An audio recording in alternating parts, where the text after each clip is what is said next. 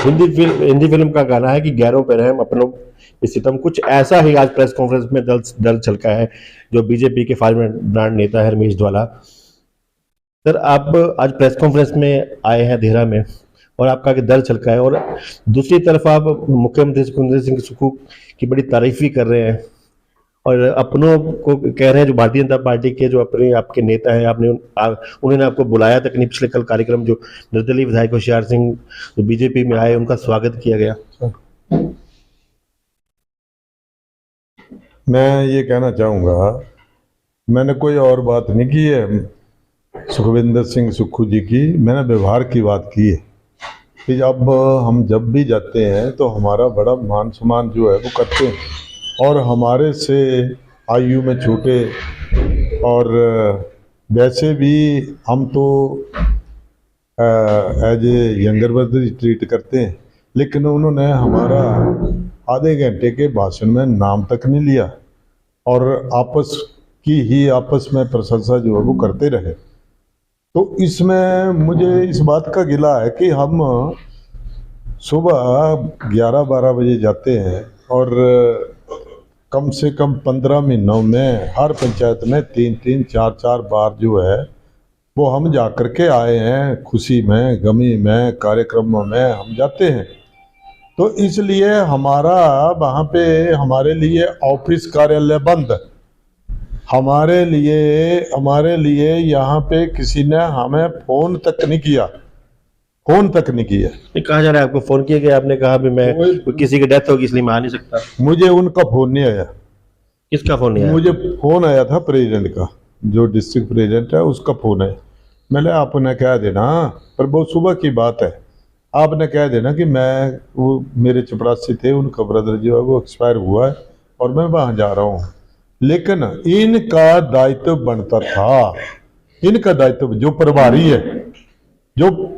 प्रभारी हैं वो आसपास के लोगों को ही साथ नहीं चला सकते हैं, तो वो काहे के प्रभारी हैं, वो काहे के प्रभारी हैं। तो इसलिए मुझे उस बात का गिला कि उन्होंने फ़ोन तक नहीं किया, एक शब्द भी उन्होंने आपस में वो एक दूसरे की प्रशंसा करते रहे और हमारा नाम तक नहीं लिया।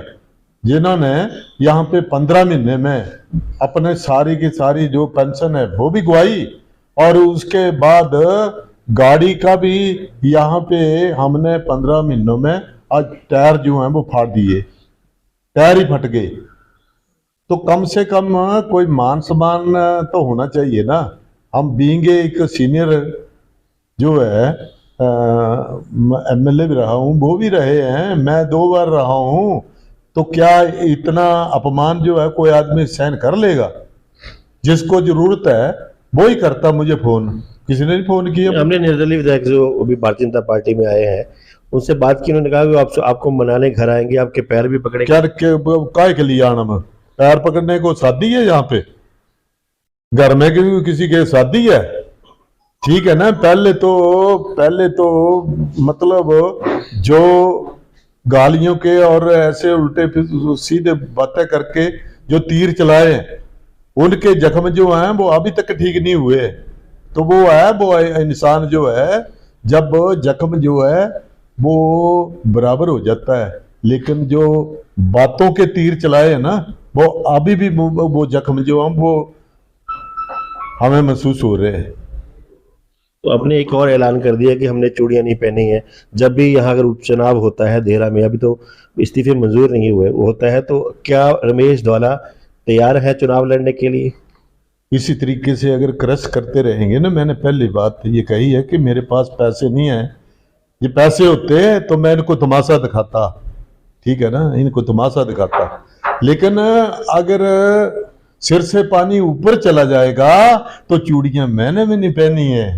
मैंने भी आज से 45 साल पहले ये समाज सेवा शुरू की थी और आज तक हम कर रहे हैं।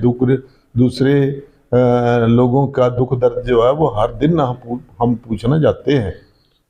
अभी देखा जो 6 कांग्रेस के बागी विधायक थे भारतीय जनता पार्टी में आया, अब उनको टिकट दे दिया गया, और अब भारतीय जनता पार्टी के जो लोग हैं वहाँ पे इस्तीफों की जड़ी लग गई है।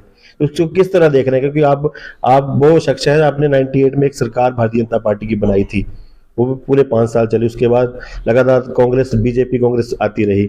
अब आपको कहीं ना कहीं किनारे लगाने की कोशिश की जा रही है। मैं ये कह रहा हूं कि इन्होंने जो गलत काम किए हैं, जो विधानसभा में हुआ, वो उनको मुबारक जो किया है, लेकिन मैं ये कह रहा हूं ये कैसे फैसला जो है वो किया है कि जो है वो फैसला जो है अब जो हमारे चाहे कोई भी हमारे जो नेता हैं, उन नेताओं को ये सोचना चाहिए कि उनको तो एक मतलब व्यक्ति की जरूरत है, एक एमएलए चाहिए, यहाँ 10 चाहिए, 25 और 10 35 होंगे और उनको एक चाहिए, तो ये कैसा फैसला जी। और पूरे हिमाचल प्रदेश में जो हमारे कार्यकर्ता हैं उनमें जो है वो इतनी रिफ्ट पैदा हो चुकी है कि उस रिफ्ट को भरना जो है वो बड़ा मुश्किल है। इसलिए चुनाव एमपी के भी आ रहे हैं और चुनाव ये बाई इलेक्शन के भी आ रहे हैं, तो ये सोच समझ करके फैसला करना चाहिए था। टिकटें तो अब दे दिए गई है जो भारतीय जनता पार्टी टिकट दे दिए है, टिकट दे दिए, वो कम से कम उन लोगों को तो पूछना चाहिए जो हमारे जो एक्सएमएलए हैं, आपके पुराने एक्सएमएलए जो वो उनको भी पूछना चाहिए ना पे आपको कहीं ना कहीं एडजस्ट करेंगे या 3 साल के बाद इलेक्शन होंगे, वहां फर्स्ट प्रेफरेंस जो है वो आपको दिया जाएगा। ऐसी तो कोई संवाद से चलती है राजनीति, लोकसभा चुनावों में विवाद से नहीं चलती है। लोकसभा चुनावों में इसका असर नहीं सामने देख रहे हैं आप। केंद्रीय मंत्री जो अनुराग ठाकरे हैं उनको सीधा असर पड़ेगा। ठीक है, मोदी जी को वोट डालेंगे और मैंने पहले भी कहा था कि अनुराग जी का जो एक चेहरा है वो इस विश्व क्या ये हिंदुस्तान के मानचित्र पर है, तो उनको तो वोट देंगे। जो हमारी कंस्टिट्यूंसी में काम हुए, क्या लोग वोट नहीं देंगे? देंगे वो वोट। लेकिन ये जो ऐसा हुआ ना, अभी मैं तो कह रहा हूं इतनी जल्दी है इनको, अभी ये रेजिग्नेशन ही एक्सेप्ट नहीं हुआ, क्या होगा क्या नहीं होगा वो तो अलग चीज है, लेकिन इतनी खुशियां आज ही मना रहे हैं। और शेल्टर देने वाले ये कह रहे हैं कि दीवार पे जो है वो कमल के चिन्ह का निशान जो है वो सियार सिंह जी को दे दिया गया। असली चिन्ह जो देना है वो हमारे जो जनता है, जो जब वो वोट देगी ना, असली चिन्ह वो होगा। फिर तो ये तो जनता ही फैसला करेगी। जनता फैसला करेगी। लेकिन आपने एक और बात कही प्रेस कॉन्फ्रेंस में कि 98 में आपकी गाड़ी तोड़ी गई और गाड़ी उस शख्स ने तोड़ी जो आज राज्यसभा सांसद है, तो और क्या खुलासा कर रहे हैं इसमें, क्या इसमें पूरी कहानी क्या है? ठीक है, हम शिमला में जब गए थे, जो पहली बार जीत करके हम गए थे, तो वहां दहशत फैला दी गई। किसने फैलाई दहशत? दहशत कार्यकर्ता कांग्रेस के भी थे और उसमें मैं महाजन साहब को जानता था। महाजन साहब ने अपना हाथ भी फाड़ा अपने, उन्हें पहले तो अगला जो शीशा है वो तोड़ा आपकी गाड़ी का। हाँ, मेरी गाड़ी का। फिर वो बाकी के शीशे जो है वो कैसे तोड़े कैसे नहीं वो मुझको नहीं पता।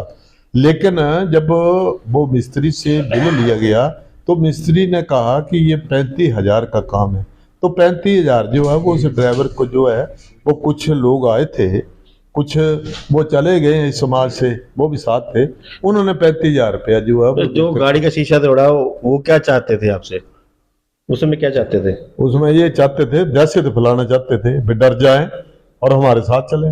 वो ऐसा हुआ, धक्के से वो होली लॉज गाड़ी जो है वो धक्के से ले गए और मैं वहां पे बैठा रहा और सुबह जो है वो मैं रेस्ट हाउस में आ गया। ये कुछ ऐसा भी है कि पीएम मोदी ने आपको चिट, जब प्रभारी थे, चिट भेजी थी कोई? नहीं, वो शांता कुमार जी ने भेजी थी चिट। तो अच्छा, शांता कुमार ने भेजी थी। जब वो फिर आपने भारतीय जनता पार्टी की सरकार बनाई। लेकिन अब जो है, अब क्या स्थिति और तब क्या किस तरह देख रहे हैं? तब जो है वो पार्टी में कार्यकर्ताओं का मान सम्मान होता था, अब कार्यकर्ता का मान सम्मान कोई नहीं है। अब जो आया ऐरा गहरा नथु खारा, you will contest election from यहाँ दे रहा, यहाँ और कोई जो सीट खाली हुई है वहां पे लड़ा देंगे, ऐसा कोड़ा है। आपके लिए ये घोर अन्याय है। जिन लोगों ने अपनी जिंदगी लगा दी इस पार्टी के लिए, जिंदगी लगा दी, उनके साथ ऐसी डिस्क्रिमिनेशन जो वो की जा रही है वो गलत है। वो जो है वो हमारे पार्टी के संविधान में नहीं, ये बात नहीं आती है। अगर वो इनकार करता है, वो कैपेबल नहीं है, वो अच्छा नहीं है, वो भ्रष्टाचारी है, वो दुराचारी है, तब उसको हटा दो, हम उसके अतिथि नहीं है। लेकिन जो आदमी दिन रात काम करते हो, अब तो रात रात यहाँ पे जाते रहे इकट्ठे ही, तो हमारा हमें क्या ये मतलब उसका सिला जो है वो क्या मिला? सिला ये मिला कि यहाँ घंटे के भाषण में एक बार भी नाम नहीं लिया कि जी उन्होंने भी पार्टी के संगठन के लिए 15 महीने काम किया है, उनका भी धन्यवाद है। ये तो जुत्ते मारने वाली बात है, और क्या है? तो ये थे हमारे साथ रमेश ध्वाला हैं, और लगातार इनकी जो ज्वाला वो भड़क रही है। और एक तरफ ये कह रहे हैं कि मुख्यमंत्री जो सुखविंदर सिंह सुक्खू है बड़े अदब से उसके साथ पेश आते हैं, उनसे मिलने आते हैं, लेकिन जो अपने हैं भारतीय जनता पार्टी के नेता हैं या कुछ लोग हैं, वो इनके ही कार्यक्रम के लिए गेट पे ताला लगा देते हैं। अब आने वाला समय बताएगा कि रमेश ध्वाला जो है वो उनका क्या रहेगा, क्योंकि इन्होंने साफ ऐलान कर दिया गया कि जब भी यहाँ उपचुनाव होते हैं तो इशारा ये किया है कि मैंने भी कोई चूड़ियां नहीं पहनी है।